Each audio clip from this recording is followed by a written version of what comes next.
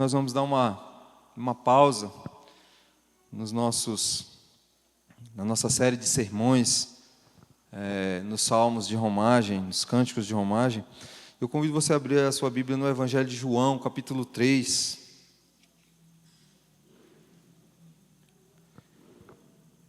João, capítulo 3. Nós leremos os versos 22 a 36. É uma leitura um pouco longa, mas eu estarei fazendo a leitura e peço que os amados irmãos a acompanhem, mesmo em silêncio. João, capítulo 3, versos 22 a 36. Depois disto, foi Jesus com seus discípulos para a terra da Judeia. Ali permaneceu com eles e batizava. Ora, João estava também batizando em Enom, perto de Salim, porque havia ali muitas águas, e para lá concorria o povo e era batizado.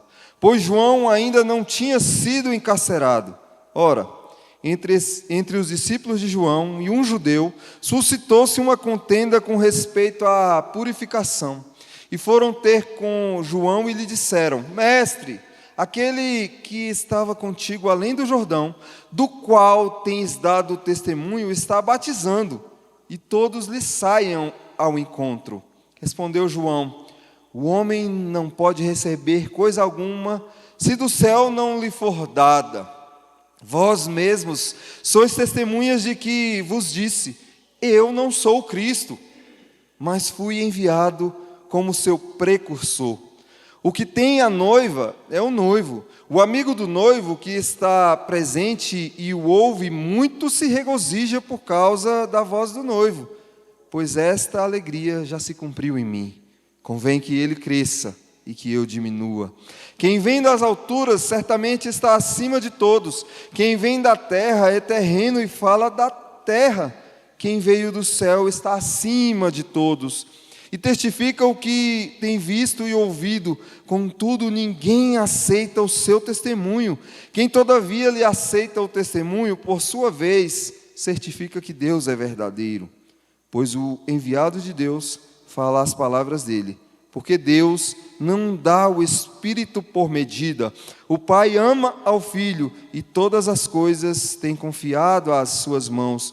Por isso, quem crê no Filho tem a vida eterna. O que todavia se mantém rebelde contra o Filho, não verá a vida, mas sobre ele permanece a ira de Deus. Vamos orar, meus irmãos? Querido Deus, amado Pai, nós rendemos graças ao Teu nome, ó Deus, e ao abrirmos a Tua palavra, nós Te pedimos que o Senhor nos instrua, ó Deus, pela iluminação do Teu Santo Espírito. Ó Deus, me usa nesse momento, ó Deus, como instrumento Teu, apesar das minhas falhas, do meu pecado, ó Deus, da minha insignificância. Que o Senhor, ó Deus, se faça presente nesse momento aqui e fale ao coração dos nossos irmãos, dos meus irmãos aqui. No nome de Jesus. Amém. Não que eu seja tanta coisa, eu sou um grão de areia na imensidão, mas cabe quase o mundo inteiro no meu peito. Carrego todas as memórias, todos os sabores que daqui provei. Levo comigo os abraços que ganhei. Mas se tiver que definir em uma só palavra, resumir a minha história numa só canção, se dessa vida eu levasse um só nome, Ele é Cristo. Cristo Jesus. Meus irmãos, esse é um trecho de uma música de um compositor chamado Pedro Valença, que fala sobre alguém que chega ao findar da sua vida e, ao olhar para trás, ver tudo aquilo que ele viveu, tudo aquilo que ele conquistou, tudo aquilo que ele teve durante a sua vida, os amigos, a família, tudo aquilo que ele conquista materialmente, todos os lugares que ele conhece, todos os sabores que daqui ele prova. Ao chegar ao final dessa vida, esse homem ou essa pessoa vai olhar para trás e vai ver que, diante de tudo isso, Cristo é o melhor que lhe aconteceu. Cristo, ou o encontro com Cristo, foi o melhor que aconteceu em nossas vidas, meus irmãos.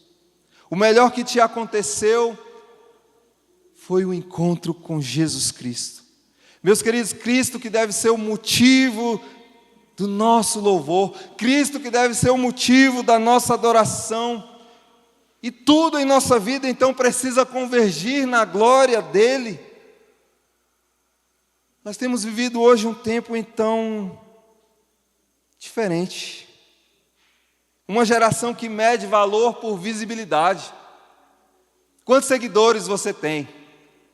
Quantas curtidas você tem nas suas postagens? Quantas pessoas veem as suas postagens, os seus status? As pessoas então têm medido a sua credibilidade, a sua visibilidade por tudo isso. Tudo gira em torno do crescer, crescer em números, crescer em influência, crescer em reconhecimento. E meus irmãos, muitas vezes sem perceber isso, nós trazemos essa lógica também para a nossa vida espiritual. Muitas e muitas vezes nós queremos ser notados, nós queremos ser reconhecidos, nós queremos ser lembrados, nós queremos nos sentir importantes, nós queremos nos sentir necessários, nós queremos ser influentes, influencers, né? Para ser mais moderno. Mas a passagem que nós acabamos de ler, ela nos apresenta um cenário, uma cena completamente diferente. Diferente da lógica dos nossos dias. Irmãos, o ministério de João Batista, ele estava vivendo aqui o auge do ministério dele. Multidões seguiam João Batista, multidões iam ao encontro desse homem, atravessavam cidades, andavam, caminhavam por dias, por semanas, para ouvir o tal do João Batista. Mas algo começa a mudar. Algo começa a mudar, essas multidões começam a deixar de seguir a João, e então começam a seguir Jesus Cristo. Os discípulos de João então vão aparecer nesse cenário aqui, e eles enxergam aquilo como um problema. Nós vamos ver daqui a pouco, né? Vamos aprofundar um pouco mais, mas os discípulos de João, eles enxergam aquilo como uma situação complicada. Eles estavam incomodados, e a gente pode ver na palavra que os discípulos vão chegar a João, né? E é como se eles estivessem dizendo para João assim: olha, João, você está perdendo espaço, João, se liga, João, se liga, João, se liga, João, você está perdendo espaço, as pessoas estão deixando de te seguir, então estão seguindo o tal Jesus. Mas o que mais impressiona nesse texto aqui, irmãos, é a postura de João. João, ele não entra em crise, né? João, ele não entra em parafuso. E ele vai responder aos seus discípulos de forma tranquila, de forma humilde, em paz. Ele vai dizer aos seus discípulos: olha, vocês não prestaram atenção naquilo que eu falei para vocês. Verso 27, né? Não, verso 26. 28, desculpa. Vós mesmos sois testemunhas do que eu vos disse. Eu não sou o Cristo. Meus irmãos, o contexto dessa passagem é o início do ministério público de Jesus. Também o ministério, o final aí, uma parte já do final do ministério de João Batista. Jesus Cristo, depois de ter conversado com Nicodemos, e a gente vai poder ver isso nos capítulos anteriores, né? Aquela conversa de Jesus com Nicodemos, que Jesus disse para Nicodemos que importa que ele nasça de novo. Jesus então vai para o interior da Judéia com os seus discípulos. João fica em uma localidade, batizando, pregando, e Jesus também, né? E a gente vai ver isso lá no capítulo 4, que na verdade quem batizavam eram os apóstolos, né, de Jesus. Mas a gente vê que os ministérios de Jesus e de João, eles existiram ao mesmo tempo, eles coexistiram, né, na mesma época, em localidades diferentes, mas os ministérios de João e de Jesus não eram ministérios concorrentes. Eu penso que na cabeça dos discípulos aqui, de João, né, olha, você está perdendo espaço, né, você está perdendo mídia, você está perdendo adeptos para Jesus Cristo. Meus irmãos, nós vimos aqui também que as multidões ouviam João Batista. João Batista, que era um homem um tanto quanto excêntrico, né? Se você olhar para João Batista, para a história de João Batista, você vê que João Batista, ele estava recluso no deserto, ele se vestia com peles de animais. João Batista se alimentava de mel silvestre e gafanhoto. João Batista não era, assim, aos padrões humanos, a olhos humanos, tão comum, tão atrativo, mas nós vimos na palavra que o povo seguia João Batista, alguém que pregava com autoridade, que pregava sobre arrependimento, que pregava sobre nova vida. A gente até brinca, né, que fala que se as pregações de hoje fossem parecidas com as de João Batista, a gente ia ter muitos problemas, porque João Batista ele apontava o pecado do povo, ele batia firme nessa tecla. Meus irmãos, mas esse homem ele entendia qual era a sua missão. Ele entendia que a sua missão era preparar o caminho para Cristo. A sua missão não era ocupar o centro, a sua missão era entender de fato para o que ele veio. Assim ele entendia qual era a sua missão. Meus queridos, quem entende qual é a sua missão, vive para exaltar a Cristo, vive para apontar a Cristo e não a si mesmo. Diante disso, eu convido você para nós refletirmos hoje aqui brevemente sobre o seguinte tema: entendendo a missão. Entendendo qual é a minha missão. E em primeiro lugar, meus irmãos, nós vamos falar sobre a soberania de Deus nessa missão. Em João capítulo 3, no versículo 25, a gente vai ver, olha aí para a sua Bíblia. Ora, entre os discípulos de João e um judeu suscitou-se uma contenda a respeito da purificação. A gente vê que teve aqui um imbróglio, né? Teve aqui uma rusga entre os discípulos de João e os discípulos e esse judeu aqui sobre a purificação. Nós precisamos entender que para o judeu, né, a ideia da purificação era algo muito peculiar, meus irmãos, muito singular. E os discípulos chegam para João e falam: olha, Jesus está ensinando dessa forma. O que você tem a dizer sobre isso? E muitos daqueles que andavam conosco agora estão indo atrás de Jesus. Meus irmãos, durante essa discussão dos discípulos de João com esse judeu, os discípulos então irão chegar para João e irão questioná-lo, e irão dizer que João estava perdendo influência, mas nós vemos aqui que João, ele não procura então buscar de volta esses adeptos que agora estão seguindo Jesus, muito pelo contrário. João então vai responder a esses discípulos dele de forma contundente, né? No verso 27 a gente pode ver que João fala: o homem não pode receber coisa alguma se do céu não lhe for dada. Né? E aí ele continua dizendo: eu vos disse que eu não era o Cristo. Meus irmãos, para entender a profundidade dessa afirmação, nós precisamos olhar para a vida de João Batista. Quem era João Batista? Filho de Zacarias e Isabel. Um homem que veio, né, um profeta do Senhor, que veio depois dos chamados, né, a teologia chama isso dos 400 anos de silêncio, entre Malaquias e Mateus. Não tinha profeta para falar ao povo. Então, de repente, surge esse homem, né, como eu já falei, excêntrico, diferente, e no deserto, pregando sobre arrependimento, pregando sobre nova vida. E de repente, então, as pessoas começam a querer saber quem é esse João. Quem é esse tal João Batista? Não, eu vou lá, pelo menos ver quem é ele. E então chama a atenção das autoridades. O que é que as autoridades fazem? Nós vamos ver isso lá no capítulo 1. As autoridades então mandam, né, sacerdotes, levitas, para ir então interrogar João. Né, e nós conhecemos a história. Eles vão interrogar João, e eles chegam para João e falam: quem é você? Quem és tu? Sabe por quê, irmãos? O povo aguardava o Messias, as promessas do Messias lá do Antigo Testamento. O povo queria saber se João Batista era o Messias, o prometido. E João Batista ele vai dizer, né, eu não sou o Cristo. E é interessante nós vermos aqui, irmãos, que geralmente quando alguém chega para você e pergunta: quem é você? A primeira coisa que você fala assim: não, eu sou o Marcos, né? Sou esposo da Mônica, sou pai da Bia, do Pedro, do Marquinhos, a minha profissão é tal, eu sou isso, sou aquilo.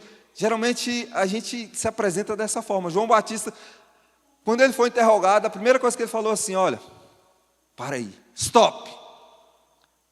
Eu já sei o que vocês estão querendo. Eu não sou o Cristo. E eles continuam, né, interrogando João. Então você é Elias, né? Não, eu não sou Elias, sou João. E ele se faz valer então da passagem lá de Isaías, capítulo 40, né? Quando o profeta Isaías diz que viria aquele que clamaria no deserto, ou seja, a voz do que clama no deserto. Ele diz: eu sou a voz do que clama no deserto, endireitai o caminho do Senhor. Ou seja, como ele mesmo fala, ele era o precursor de Cristo. Ele veio preparar o caminho para apontar para Cristo. João, meus irmãos, entendeu qual era a sua missão. Ele não tinha uma ambição pessoal. Meus irmãos, nós precisamos, ao olhar para isso aqui, entendermos qual a nossa missão. Talvez hoje você se pergunte, então, qual que é a minha missão? Não fui chamado para o ministério pastoral, não fui chamado para o campo missionário, não sou uma missionária, não sou um missionário, não sou um pastor. E aí, qual é o meu chamado? Nós vemos que o nosso chamado, meus irmãos, seja para o que Cristo te chamou a fazer, o nosso chamado, o chamado do povo de Deus, é apontar para Cristo. É apontar para Cristo. Lá no capítulo 1 nós vamos ver também que quando João avista Jesus, ele então olha para Jesus e diz: olha, eis o Cordeiro de Deus, esse é o Cordeiro de Deus, aquele que tira o pecado do mundo, aquele que Isaías falou sobre ele. Meus irmãos, e quando nós olhamos para isso, nós remontamos, nós voltamos lá para as profecias do Antigo Testamento, Êxodo capítulo 12, quando o povo então sacrifica o Cordeiro, passa o sangue do Cordeiro nos umbrais das portas, e então o povo é liberto. Isaías capítulo 53, quando diz que o servo sofredor se daria em favor daqueles que ele veio salvar. Porque nós, meus irmãos, precisamos enxergar então qual que é a nossa missão. Entendermos qual que é a nossa missão. Os discípulos de João enxergavam uma competição onde não tinha. Mas João enxergava então agora o cumprimento da sua missão. Sabe, meus irmãos, nós temos uma dificuldade terrível de aceitarmos menos reconhecimento. A verdade é que nós queremos ser reconhecidos, nós queremos ser amados, nós queremos ser benquistos, nós queremos ser vistos. E aquilo que a gente faz, muitas vezes a gente faz porque a gente quer ser notado. E muitas vezes é como se a gente estivesse querendo ser humilhado, porque a gente sabe que os humilhados serão exaltados. Então eu quero até ser humilhado, porque no final das contas tudo vai dar certo, e então eu serei exaltado. Meus irmãos, imagine um guia de turismo, levando uma turma para ver uma linda paisagem. Só que durante aquele caminho, esse caminho ele não é fácil. Esse caminho tem muitas pedras, esse caminho tem despenhadeiros, esse caminho tem dificuldades. E durante todo esse caminho, o guia, além de falar, ele pega pela mão ali dos turistas, ele ajuda aquele povo, ele orienta: olha, vão por aqui, não vão por ali. E então esse povo chega naquele destino final.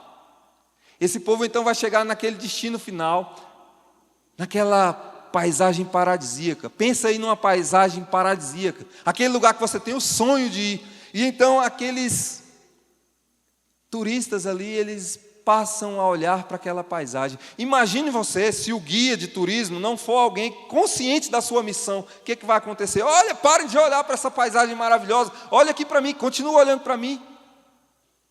É exatamente isso que acontece aqui, meus irmãos. João Batista, ele era apenas um guia, ele estava apenas apontando, mostrando o caminho. Olha, andem por aqui, olha, há de vir aquele que salvará o mundo, aquele do qual eu não sou digno nem de desatar-lhe as correias das sandálias. Meus irmãos, é exatamente isso que acontece aqui nessa passagem. João compreendia qual era a sua missão. Queridos, nós precisamos compreender qual é a nossa missão. A nossa missão não é se comparar com o outro. A comparação, muitas vezes, meus queridos, rouba a nossa paz. Como eu queria ser como aquele irmão. Como eu queria ser como aquela pessoa. Mas eu vou fazer aqui melhor do que o fulano de tal. Maturidade espiritual, meus irmãos, é continuar servindo com alegria, mesmo quando Deus te chama a se diminuir. Mesmo quando Deus te chama a ser servo.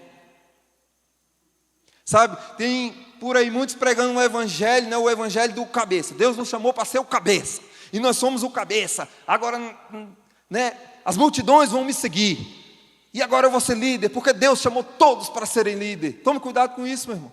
Deus nos chamou para ser servos. Deus nos chamou para ser servos uns dos outros. Servimos uns aos outros com alegria, com singeleza de coração, como a igreja primitiva fazia. Nós, ao olharmos lá para o Evangelho, o livro de Atos, né, capítulo 2, a gente vai ver como é que era a igreja, como é que a igreja se reunia, com alegria, singeleza no coração. Eles tinham tudo em comum. E aqui, meus irmãos, se você for olhar na língua original, no grego, você vai ver que esse tudo em comum era todo o entendimento em comum. Eles tinham alegria em andar em comunidade. Quem entende a soberania de Deus consegue celebrar o crescimento das pessoas. Se alegre com o crescimento das pessoas. Se alegre com as bênçãos que os irmãos têm obtido. Celebre junto. Meus irmãos, então depois nós temos visto sobre a soberania de Deus na missão. Em segundo lugar, nós veremos sobre a submissão do servo na missão. A submissão do servo na missão.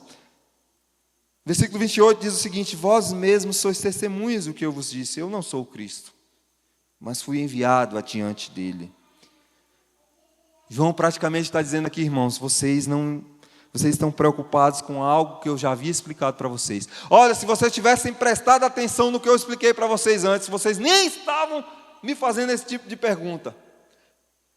Consigo imaginar aqui que João, ele deve ter tido vontade de botar os seus discípulos para correr. Olha, sai da minha frente. Eu já falei isso para vocês. Vocês não prestaram atenção. Eu falei, eu não sou Cristo. Eu falei, eu não sou Elias. Eu falei, eu sou o precursor daquele que há de vir para então salvar a todos. Meus irmãos, os discípulos de Jesus, eles enxergam aqui pela lógica humana, a lógica da competição. E João vai usar então a figura aqui do casamento. Verso 29, o que tem a noiva é o noivo.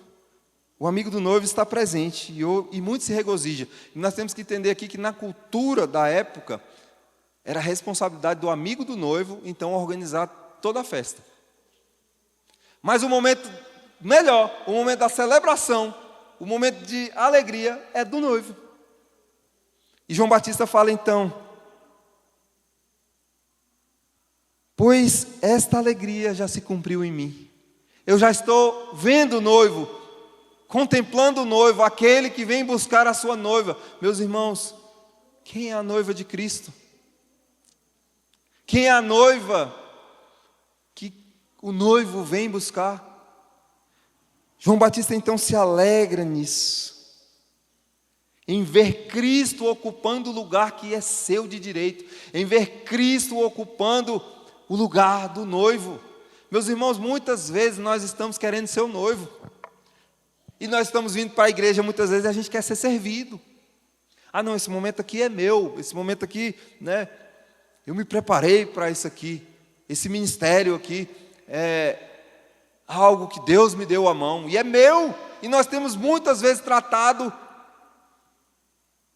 essas coisas como se fossem nossas. A nossa missão é sermos precursores, sermos submissos. A submissão do servo é isso, meus irmãos, é nós nos diminuirmos, é nós enxergarmos de fato quem somos. Versículo 30, então, João vai falar: olha, convém que ele cresça e que eu diminua. Convém que ele cresça e que eu diminua. Meus irmãos, a submissão do servo, ela se torna evidente justamente quando a vontade de Deus, ela nos conduz para lugares onde o nosso ego não gostaria de estar. Talvez você quisesse estar numa igreja, né, que as coisas funcionam redondinho, né? Sabe aquele time de futebol que flui? O passe chega redondinho, e a bola vai e vem, né? Estou usando essa analogia aqui do futebol. Mas, e quando as coisas complicam? Talvez você quisesse estar hoje numa igreja cheia, que tudo funciona perfeitamente bem aos olhos humanos. e que você não tenha algumas dificuldades que nós encontramos aqui. Sabe, meus irmãos, é nas horas difíceis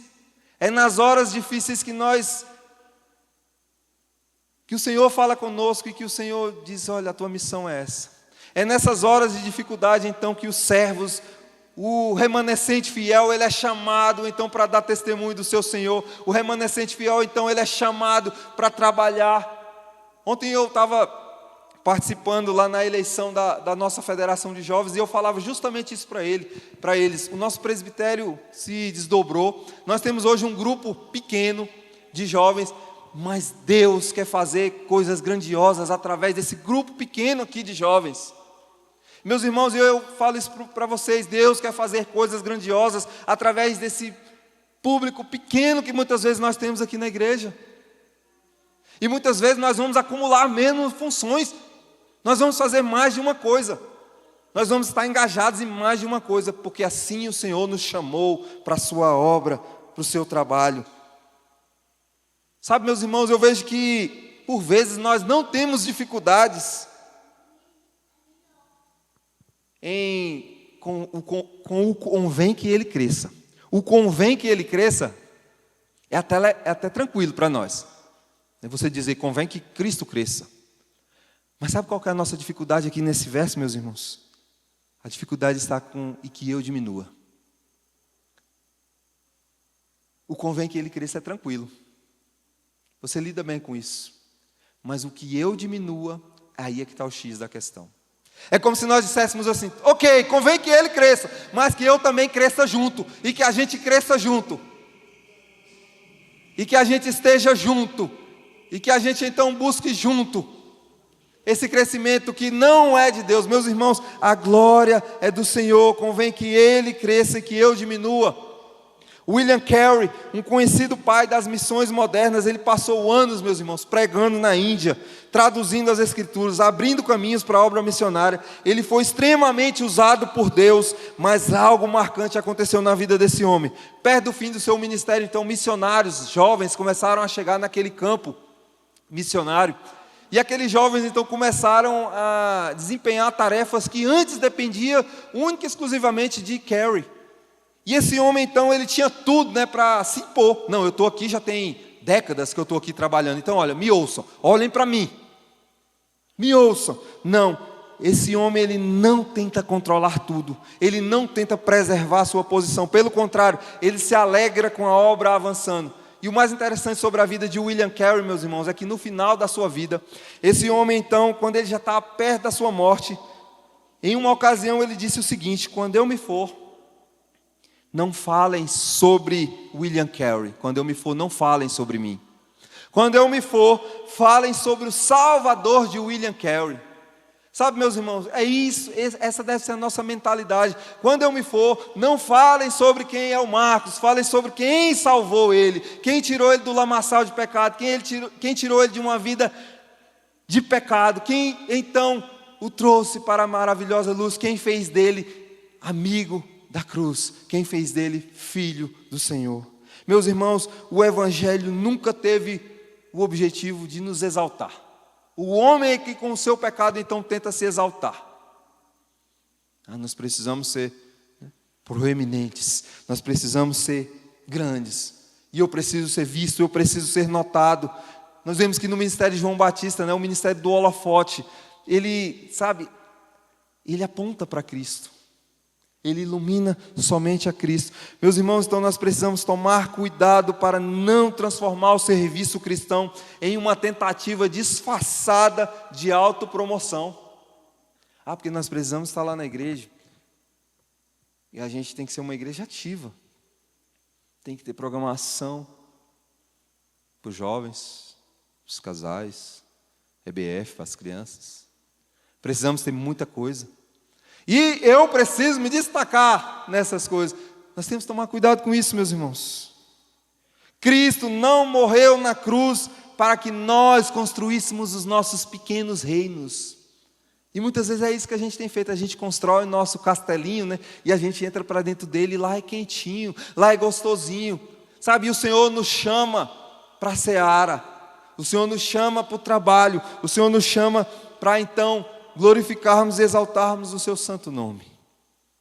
Meus irmãos, em terceiro lugar, depois de nós termos visto sobre essa soberania de Deus na missão e a submissão do servo na missão, nós veremos então sobre a supremacia de Cristo nessa missão.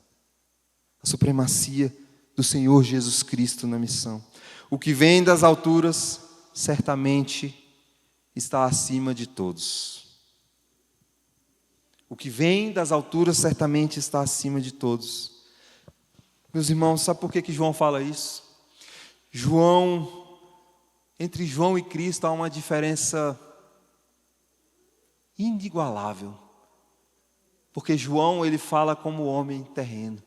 João era da terra, Cristo é do céu. João era apenas a voz do que clama. Cristo é o verbo eterno, ele é a palavra de Deus. João anunciava a mensagem, Jesus Cristo é a mensagem.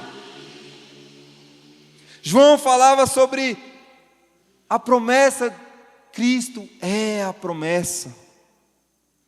Sabe, meus irmãos, enquanto os profetas do Antigo Testamento, se nós falavam sobre esse Cristo que viria, eles falavam parcialmente sobre esse Cristo que viria. Se nós olharmos para a vida de grandes homens, estão relatados aí no Antigo Testamento: Davi, Moisés, Salomão, e muitos outros que possa passar aí pela sua mente, no Novo Testamento, Pedro, Paulo.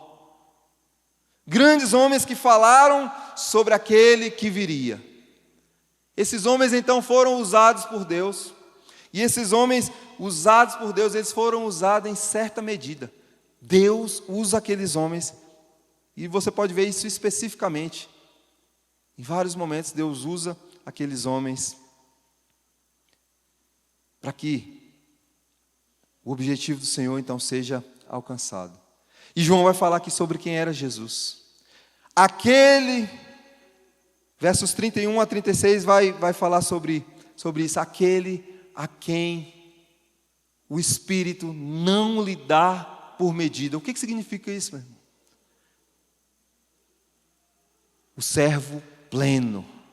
Jesus Cristo não tinha mácula, não tinha nada que manchasse a sua personalidade. Ao olharmos para a vida desses homens do Antigo Testamento, você vai ver que todos eles tinham falhas no seu caráter. Sabe por quê, meus irmãos? O pecado que os consumia. Todos nós temos falhas no nosso caráter, porque o pecado habita em nós, mas Jesus Cristo não. Jesus Cristo é o perfeito Cordeiro de Deus, o sacrifício do Senhor, aquele que veio e não se contaminou nesse mundo, porque Ele é o próprio Deus, aquele a quem Deus enviou, como fala João Batista, as palavras de Deus, porque Deus não dá a Ele o Espírito por medida.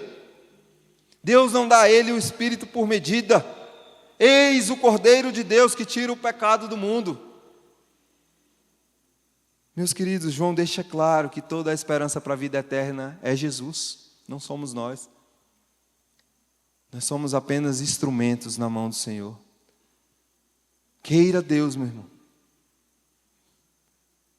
que Deus te escolha para ser um instrumento na vida dele, na obra dele, desculpa.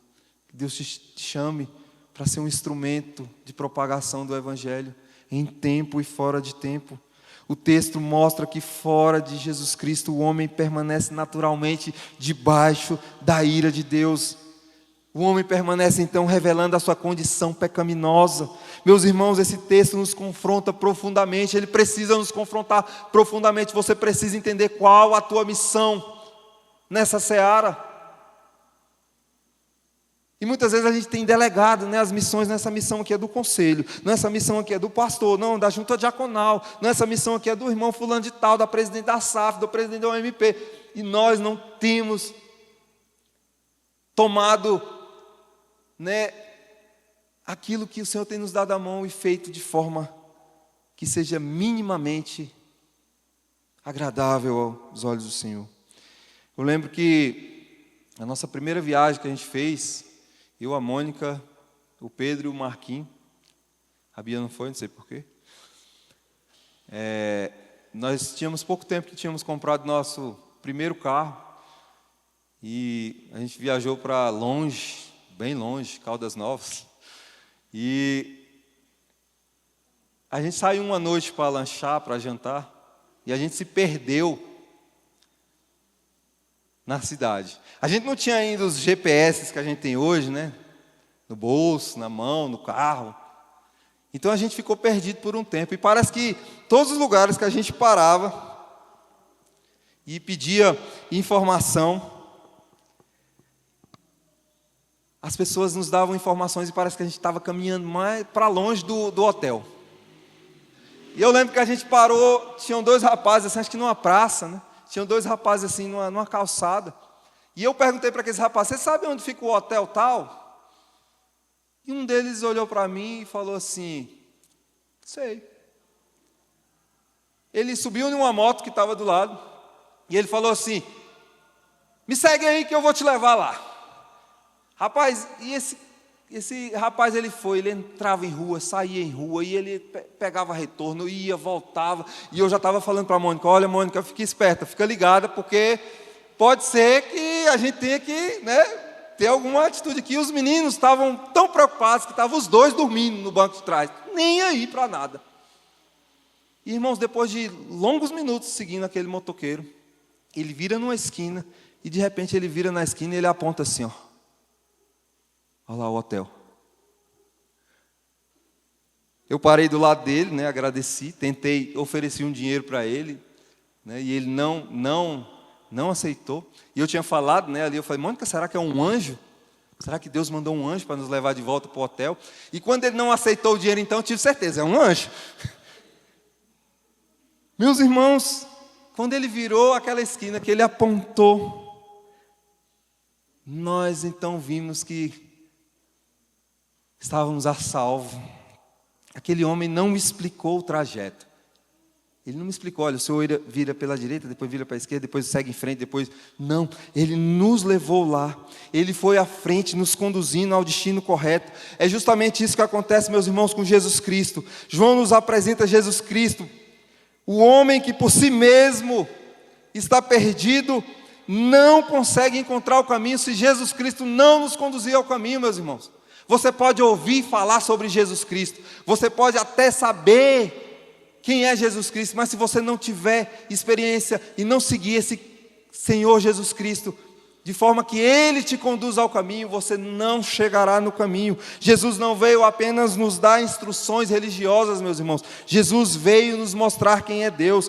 Ele veio nos conduzir ao encontro do Santo Deus. Sabe, meus irmãos, nós precisamos acordar para certas coisas. A maior necessidade do homem não é melhorar de vida. A sua melhor necessidade não é melhorar de vida. Não é deixar uma boa herança para os seus filhos. Não é você viver no conforto que essa terra pode te dar. A sua maior necessidade é Jesus Cristo. O caminho que Jesus Cristo te leva. E muitas vezes, meus irmãos, nós estamos ensoberbecidos de nós mesmos. E nós não estamos ligando para muita coisa. E a gente está, como falei aqui quando a gente cantou, a gente entra no automático, sabe? E a gente não volta ao primeiro amor. E a gente vai muitas vezes para a igreja por obrigação. E quando vai, muitas vezes a gente fica no celular. A gente não está nem aí para nada. E nós precisamos, irmãos, estar atentos quanto a isso. A nossa maior necessidade é encontrarmos Jesus Cristo no caminho. E chegarmos no caminho em que devemos chegar. Nós precisamos tomar cuidado para não reduzirmos Jesus Cristo a um simples mestre de bons conselhos. Sabe, Caverna do Dragão, o mestre dos magos?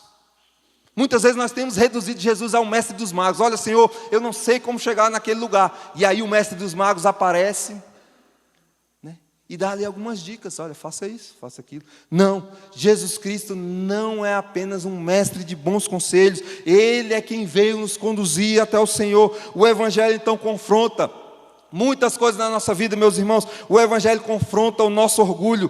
O Evangelho lembra que nós precisamos seguir a Cristo. O Evangelho lembra que nós não conseguimos alcançar o caminho sozinhos. Nós vimos hoje pela manhã que, se não fosse o Evangelho na nossa vida, nós estávamos perdidos, meus irmãos. Você estava perdido em um lamaçal. Hoje, quando nós nos preparávamos aqui para o almoço, entrou um rapaz, sentou ali onde o diácono Isalmi está sentado. Quando eu notei que ele estava sentado, eu notei que ele estava embriagado. Eu cheguei nele, fui conversar com ele. E esse rapaz falou para mim: "Olha, há um tempo atrás eu tocava na igreja. Eu sou saxofonista, trompetista, sou músico. E eu falando ali brevemente com ele, eu falei assim, por que você não volta para Jesus?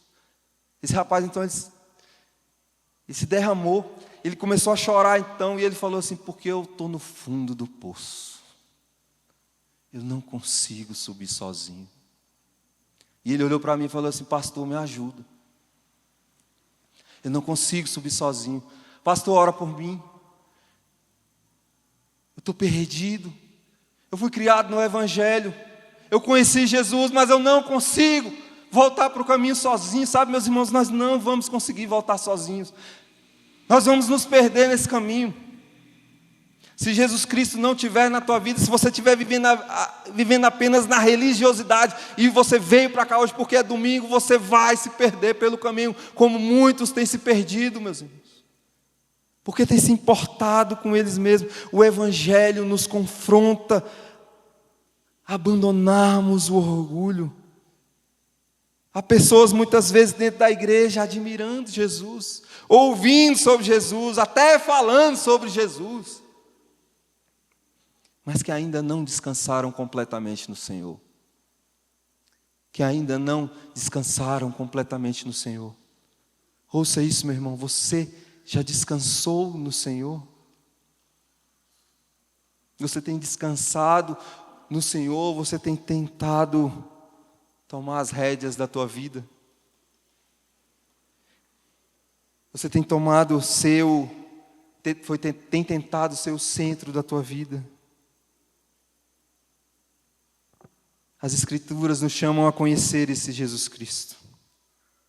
Meus irmãos, depois de olhar para esse texto, nós percebemos que entender a missão não é descobrir como nós podemos nos tornar maiores, mas entender como nós podemos nos tornar menores, para que Cristo cresça através de nós.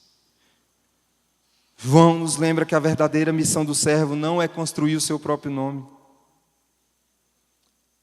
Lembra do trecho da canção no começo? Se dessa vida eu levasse um só nome, será que você conseguiria completar? Se dessa vida eu levasse um só nome, será que esse nome é Cristo? No fim das contas, meus irmãos, essa é a grande pergunta desse texto. Qual nome nós estamos tentando exaltar através da nossa vida? Qual nome você está tentando exaltar através da tua vida? O teu nome ou o nome de Jesus Cristo? Sabe, meus irmãos, um dia tudo vai passar. Cargos, família, trabalho, saúde. Um dia tudo vai passar. Os aplausos cessarão, os homens esquecerão seu nome, mas Cristo continuará sendo o centro de todas as coisas. João entendeu isso, por isso ele conseguiu dizer, importa que ele cresça e que eu diminua. Meus irmãos, que essa possa ser uma realidade na minha e na sua vida. Que Cristo cresça e que nós diminuamos, para o louvor da glória do seu nome. Abaixe sua cabeça. Vamos orar. Senhor Deus, ao refletirmos, ó Deus, sobre a Tua palavra que nos confronta, nos exorta, nós te pedimos misericórdia, Pai. Nós pedimos, ó Deus, compaixão diante de quem somos. Ó Senhor, adentrar os nossos corações, Pai. Que de fato possamos dizer, ó Deus, que o Senhor cresça, que nós diminuamos, que o Senhor cresça, ó Deus, através das nossas vidas, a vida daquelas pessoas que precisam encontrar o Senhor, Pai. Ó Deus, teu servo João Batista, ele não, ó Deus, se colocou em posição de competição com Jesus Cristo, muito pelo contrário, ele se submeteu, ele foi submisso. Nós te pedimos, ó Deus, que sejamos submissos à tua vontade, submissos, ó Deus, ao teu evangelho. Senhor amado, tem misericórdia de nós, Pai. Quantas vezes, ó Deus, nós temos enveredado, ó Deus, atrás do caminho, sem de fato estarmos sendo guiados por Teu Filho amado Jesus. Então nós te pedimos, ó Deus, então que o Senhor vá de encontro à Tua igreja, ao Teu povo. Recebe, ó Deus, a nossa adoração, ó Deus. Recebe, ó Deus, a nossa vida como oferta agradável ao Senhor, como aroma suave, e possamos engrandecer e louvar o Teu santo nome. Derrama do Teu poder sobre nós, Pai. Nós oramos no nome de Jesus. Amém. Convido os irmãos a